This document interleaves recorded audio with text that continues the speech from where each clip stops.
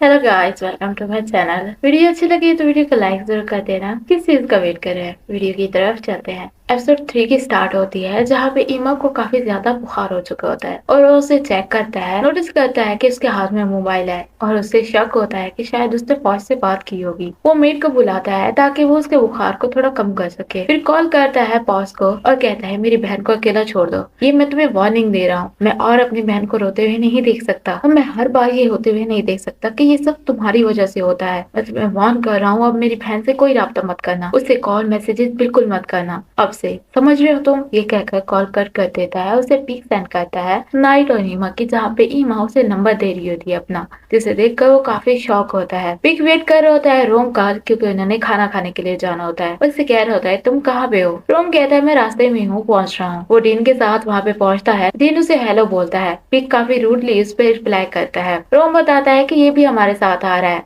Pick कहता है कहाँ आ रहा है। रोम कहता है हमारे साथ खाना खाने के लिए। पिक कहता है कि तुम कहीं और नहीं जा सकते क्या। रोम कहता है मैंने इसे यहाँ पे आने के लिए कहा था। पिक बताता है जिस रेस्टोरेंट में हम जा रहे हैं ना, वहाँ का खाना अच्छा नहीं होता। लेकिन डीन कहता है मैं किसी भी चीज के साथ ओके हूँ। पिक फिर से बहाना मारते हुए कहता है कि हमारी कार में सीट नहीं है सही से खुली, क्योंकि पीछे सामान पड़ा हुआ है, तो तुम नीचे बैठ जाओगे ना। जिसपे वो कहता है मैं किसी भी चीज के साथ ओके हूँ। पिक समझ जाता है कि ये हार नहीं मानने वाला और उनको कहता है चलो चलते हैं। वो रेस्टोरेंट पहुंचते हैं तो वो दिन की तरफ देखते हुए कहता है ये टेबल बहुत ही छोटी है, अनकंफर्टेबल फील हो रहा है मुझे। रोम से कहता है ये जगह तुमने पिक की थी तो अब शिकायत करना बंद करो। पिक कहता है कि बाकी के रेस्टोरेंट फुल थे, इस वजह से मैं यहाँ पे तुम्हें लेके आया हूँ। वो ऑर्डर प्लेस कर रहे होते हैं। दिन जो भी चीज कहता है पिक उसे कहता है ये अच्छी नहीं है तो तुम बाद में मुझे मत कहना। जिसके बाद वो ऑर्डर प्लेस कर देता है। रोम जब ऑर्डर प्लेस करने लगता है तो पिक कहता है इसके लिए 2 लेके आना, क्योंकि इसकी भूख नहीं मिटेगी। रोम कहता है तुम्हारे साथ मसला क्या है। हाँ, पिक कहता है जो भी है तुम्हारा मसला नहीं है। वो ऑर्डर देने के बाद पिक कहता है तुम मेरे साथ आ रहे हो ना, खाओ याई। लेकिन वो कहता है मैं क्यों आऊँ तुम्हारे साथ। रोम कहता है मेरे साथ दिन आ रहा है, हम दोनों अकेले नहीं जाना चाहते, तुम आओगे ना हमारे साथ। ये सुनते ही पिक मान जाता है और उससे पूछता है कब जाना है, तो वो डेट बताता है और कहता है तुम ड्राइव करोगे ना।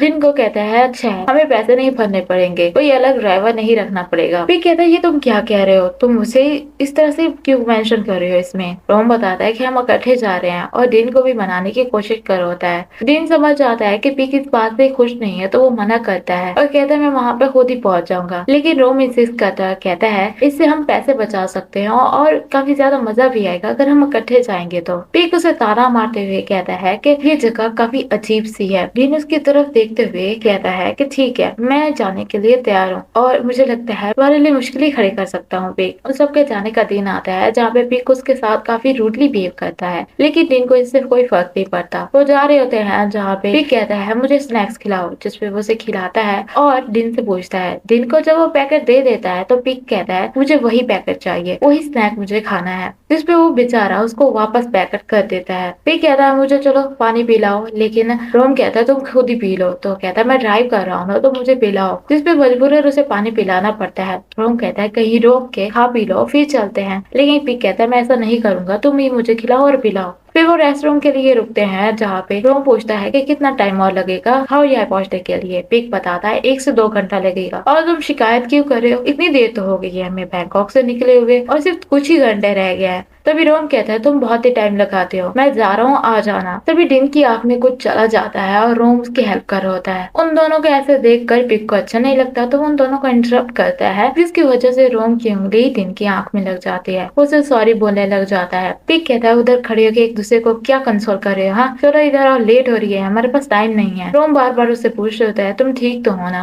पिक ऐसा देख कर उन दोनों को हॉर्न बजाना स्टार्ट कर देता है। वो आके बैठते हैं, रोम पीछे ही बैठ जाता है। तो उसे कहता है तुम पीछे क्यों बैठ गए, मसला क्या है तुम्हारे साथ। लेकिन रोम उसे कोई जवाब नहीं देता। वो दोनों पीछे बैठे होते हैं और सो जाते हैं, जिन्हें देख कर जेलसी होती है पिक को और वो जोर से ब्रेक मारता है, जिसकी वजह से वो जाग जाते हैं। और रोम कहता है तुमने ब्रेक क्यों मारी थी, हाँ बताओ मुझे एकदम से। पिक कहता है मुझे नहीं पता, मैं बस ब्रेक मारना चाहता था और तुम पीछे क्या कर रहे हो, आगे आके बैठो, मुझे रास्ता नहीं पता, अगर हम भूल गए डायरेक्शन तो क्या होगा। जिस पे वो आगे आके बैठ जाता है। पिक को काफी अच्छा लगता है। वो रास्ते में जा रहे होते हैं जहाँ पे डिन को वॉमिटिंग आती है और पिक बार बार हॉर्न बजा रहा होता है, उसे सही से वॉमिट ही नहीं करने दे रहा होता। फ्रेंड जाती है क्लिनिक बॉस से मिलने के लिए, लेकिन वो वहाँ पे नहीं होता, तो वो कैट से बातें करने लग जाती है, उसे खिलाती है। फिर उसका वेट कर रही होती है, तभी भी वो नहीं आता। एक डॉक्टर आता है तो वो उससे बॉस के बारे में पूछती है, तो वो बताता है कि आज उसकी छुट्टी है, जिसपे वो उसके डॉर्म का एड्रेस पूछती है, तो वो उसे एड्रेस बता देता है। वो उसके डॉर्म के बाहर आती है और नॉक करती है, जिसपे वो डोर ओपन करता है। वो उसे अंदर ले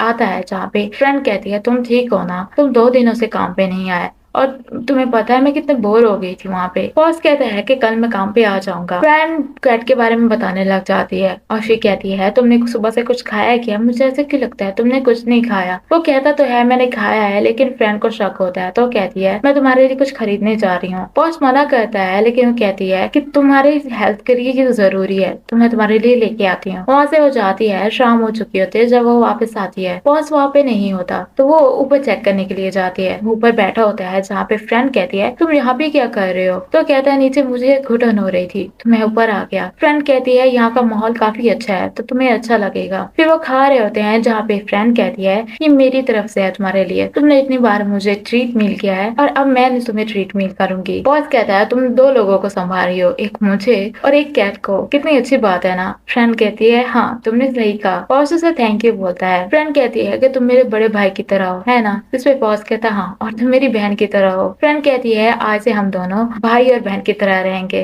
कितना मजा आएगा ना। तुम्हें कोई भी किसी भी चीज में हेल्प की जरूरत हो तो तुम मुझे बोल सकते हो और मैं तुमसे मदद लेने के लिए आ जाया करूंगी। और फिर खुश हो जाती है कि मेरे पास भी अब भाई है। बॉस कहते हैं तुम इतना क्यों खुश हो रही हो, तो वो बताती है मेरा कोई भाई नहीं है, ना छोटा ना बड़ा। तो आगे से बॉस कहता है ये तो फिर खुशी की बात है, तुम्हारे पेरेंट्स तुम्हें बहुत प्यार करते होंगे क्योंकि तुम अकेली हो। जिसपे फ्रेंड काफी सैड हो जाती है, तो वो उससे पूछता है क्या हुआ, तो वो बताती है मेरे पेरेंट्स की डेथ पहले ही हो चुकी है जब मैं छोटी थी, और मेरी ग्रैंड मदर ने मुझे पाल पोस के बड़ा किया है, लेकिन मैं बिल्कुल ही ठीक हूँ, मुझे सैड होने की जरूरत नहीं है और इतना ड्रामेटिक मुझे नहीं बनना चाहिए, मैं बिल्कुल ही ठीक हूँ। बॉस उसे तसल्ली देने के लिए उसके हाथ पे हाथ रखता है और कहता है कि मुझे लगता है हमें खाना खा देना चाहिए, ये ठंडा हो रहा है। उसके बाद कहता है मेरी गलती थी कि मैंने यहाँ पे इंटर्नशिप करना चाहा, मैं अपनी गर्लफ्रेंड को बैंकॉक छोड़ के आ गया। फ्रेंड कहती है इस तरह से मत सोचो। बॉस कहता है नहीं, मेरे पास ऑप्शन थे लेकिन मैंने यहाँ पे काम करना चाहा। फ्रेंड कहती है तुम अब वापस जा सकते हो ना। बॉस कहता है नहीं, मैंने पहले ही चूज कर लिया है, तो अब मुझे इसका रिस्पॉन्सिबल बनना होगा। फिर कहता है ऐसे यहाँ पे काम करना इतना भी बुरा नहीं है, लेकिन अब बहुत देर हो चुकी है वापस जाने के लिए।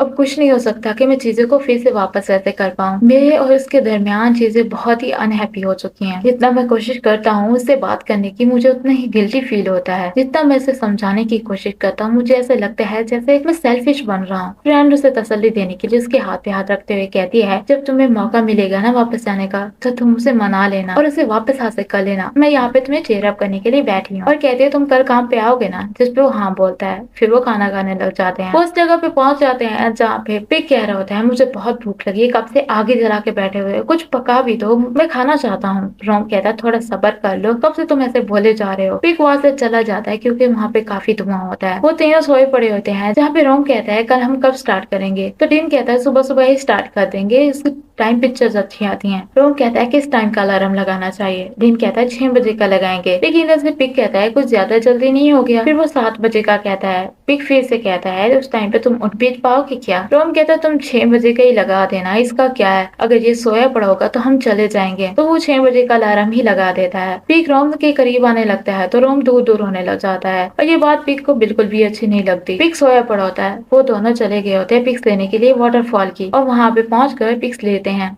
हमें दिखाते हैं नाइट जाता है ईमा का सारा सामान वापस करने के लिए, क्योंकि पुलिस ने उस चोर को पकड़ लिया होता है, और कहता है ऐसे कि ये तुम मोबाइल तब यूज कर लेना जब तुम्हारा मोबाइल को खराब हो जाए तो। जिसपे ईमा कहती है इतनी सी बात पे हम क्यों टेंशन ले रहे हैं, जब टाइम आएगा तो हम ऐसा कर लेंगे। नाइट कहता है चलो सेलिब्रेट करते हैं इसी बात को। ईमा कहती है मैं तुम्हें ट्रीट करूंगी, तुम हर बार मुझे ट्रीट करते हो। नाइट कहता है अगर कभी वो बिजी हो तो मुझे कॉल कर लेना, मैं हर वक्त फ्री होता हूँ तो मैं तुम्हारे साथ टाइम स्पेंड कर लिया करूंगा। ईमा कहती है तुम श्योर हो ना, लेकिन लेकिन मैं तुम्हें परेशान नहीं करना चाहती। नाइट कहता है मैं फ्री होता हूँ, कुछ भी नहीं होगा। वैसे बातें कर रहे होते हैं जहाँ पे ईमा बताती है कि मुझे डॉग से पहले डर लगता था, लेकिन किसी लड़के ने मेरे उस डर को खत्म करने के लिए बहुत मेहनत की और फिर मेरा डर खत्म हो गया। मुझे डॉग से डर नहीं लगता, लेकिन प्यार हम दोनों के बीच चल नहीं पाया। नाइट कहता है मुझे लगता है तुम्हें जैसे पहले थी तुम वैसे हो जाना चाहिए, और चाहे तुम जितना ट्राई कर लो, जिस चीज से तुम नफरत करती हो उसे लाइक नहीं कर सकती। मुझे कैट्स बहुत अच्छी लगती हैं। फिर कहता है तुमने कभी कैट्स और डॉग को एक साथ